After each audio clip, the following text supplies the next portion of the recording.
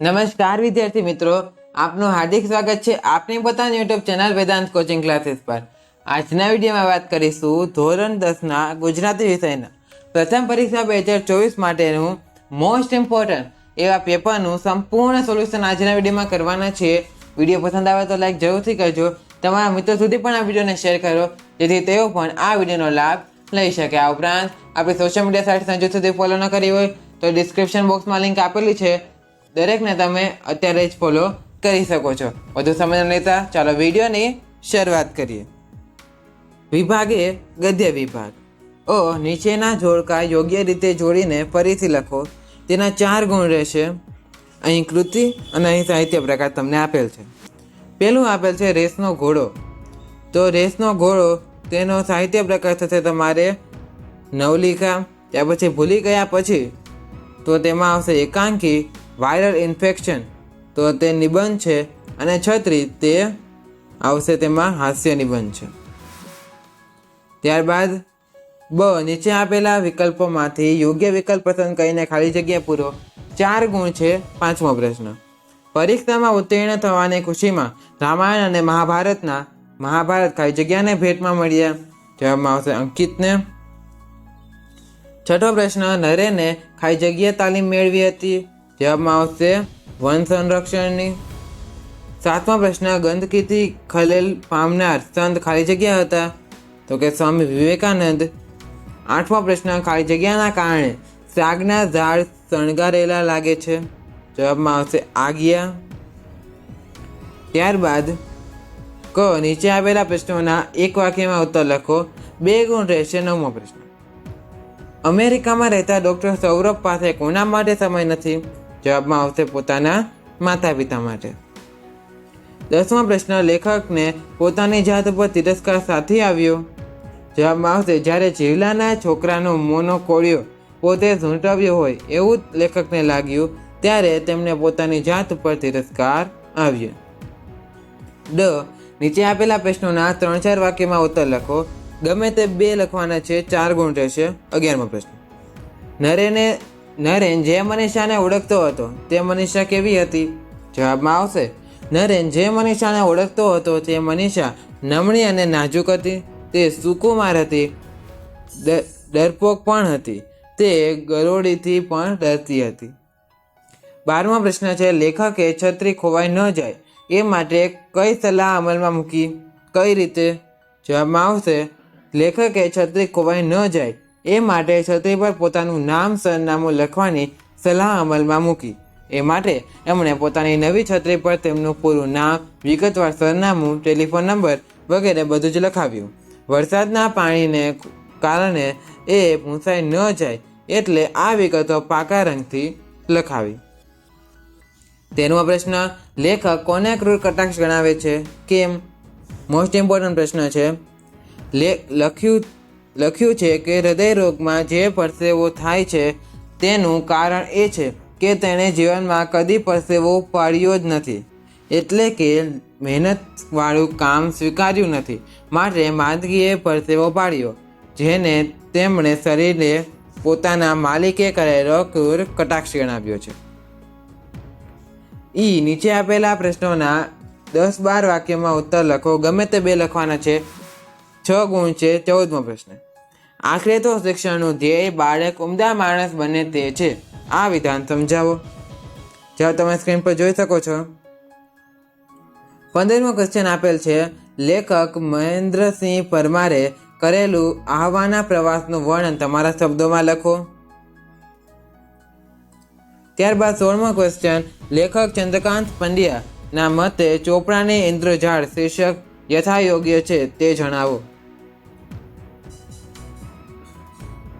ત્યારબાદ વિભાગ બી પદ્ય વિભાગ આપેલ છે। નીચેના જોડકા યોગ્ય રીતે જોડો। પદ્ય, કૃતિ અને સાહિત્ય પ્રકાર આપેલ છે। 17મો પ્રશ્ન, વૈષ્ણવજન, તો તેમાં આવશે તમારે નરસિંહ મહેતા।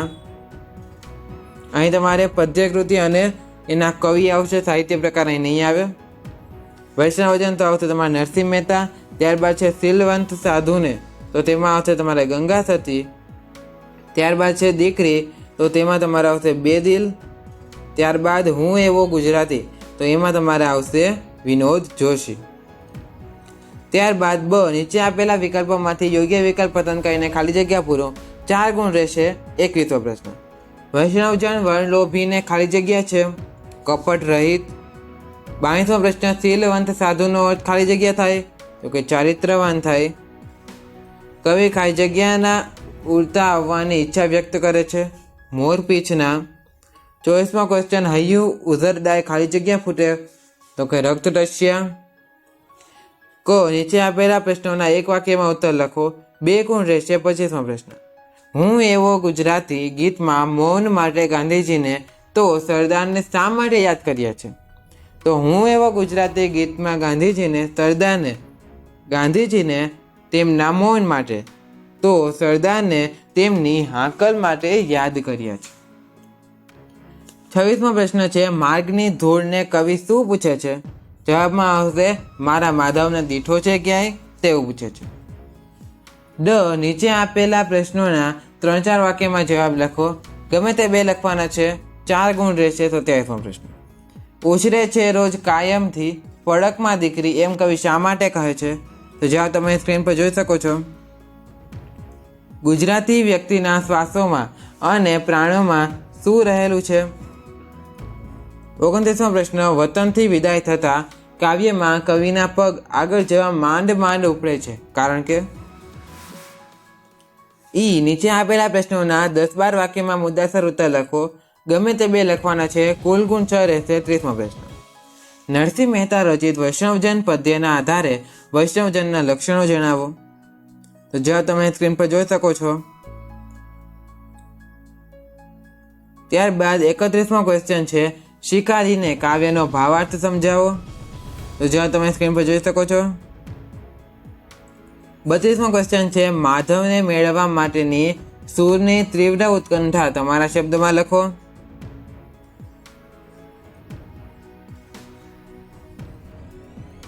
ત્યારબાદ વિભાગ સી, વ્યાકરણ વિભાગ તમને આપેલ છે.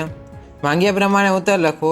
આપેલા વિકલ્પોમાંથી સાચો વિકલ્પ પસંદ કરીને જવાબ લખવાનો છે તમારે. 33મો પ્રશ્ન, જોડણી સુધારવાની કીધી છે. પરીક્ષા આ રીતે લખાશે અને ત્યારબાદ નિયમિતની સાચી જોડણી આ થશે.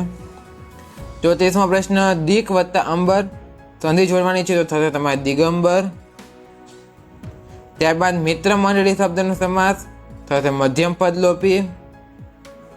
ત્યાર પછી બંને શબ્દના જોડણી ભેદે થતા અર્થભેદ. શરત તો થશે હોડ અને શરત તો થશે તમારે સ્મૃતિ.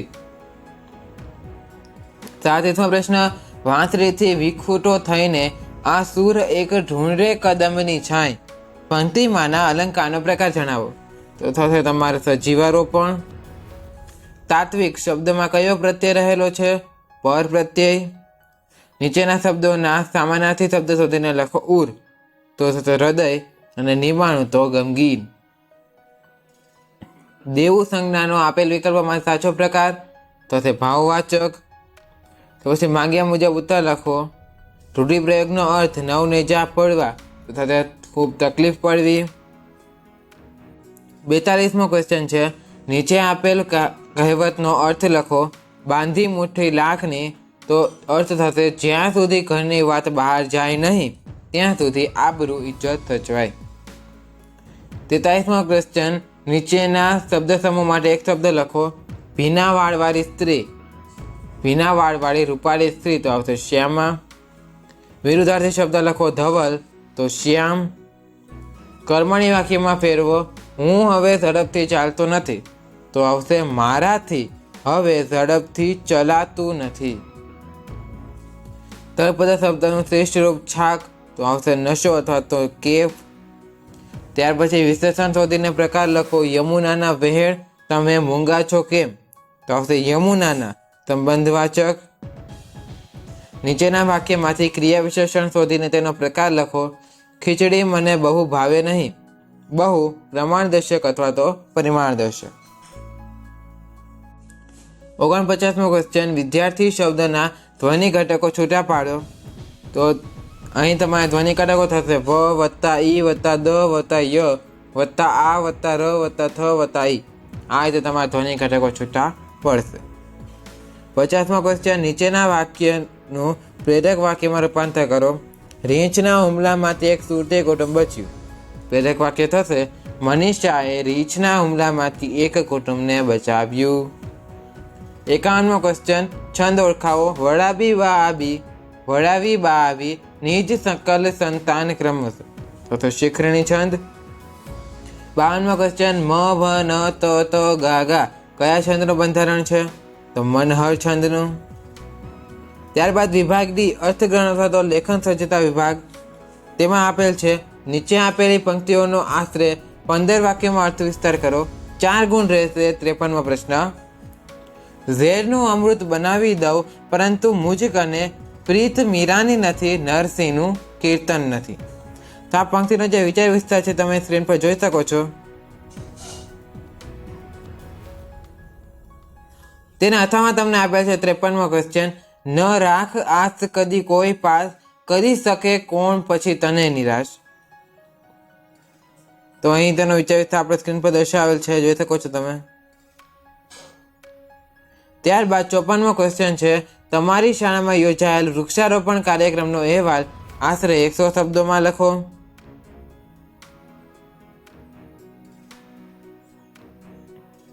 ત્યારબાદ 55મો ક્વેશ્ચન છે, નીચે આપેલા ગદ્યખંડનો આશરે 3જા ભાગમાં સંક્ષેપ કરી તેને યોગ્ય શીર્ષક આપો.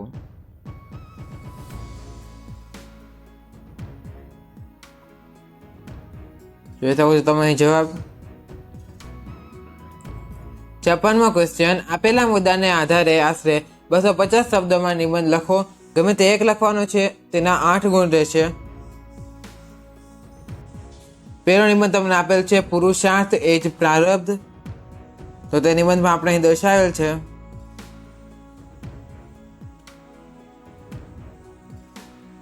જોઈ શકો છો તમે.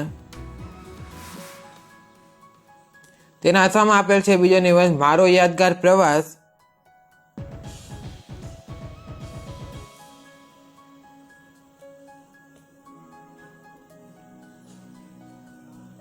જોઈ શકો છો તે પણ દર્શાવેલ છે. ત્યાર પછી તેના પછીના અથવામાં આપેલ છે આધુનિક યુગનું મહાદૂષણ પ્રદૂષણ. તો પ્રદૂષણ પરનો જે નિબંધ છે તે પણ આપણે અહીં દર્શાવેલ છે. વિડીયોને પોઝ કરીને તમે તેને રીડ કરી શકો છો.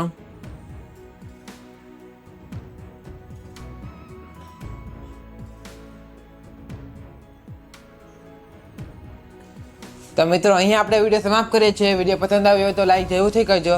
તમારા મિત્રો સુધી પણ આ વિડીયોને શેર કરો જેથી તેઓ પણ આ વિડીયોનો લાભ લઈ શકે. આજના વિડીયો માટે આટલું જ. હવે મળીશું નેક્સ્ટ વિડીયોમાં. ત્યાં સુધી થેન્ક્સ ફોર વોચિંગ. જય હિન્દ, વંદે માતરમ.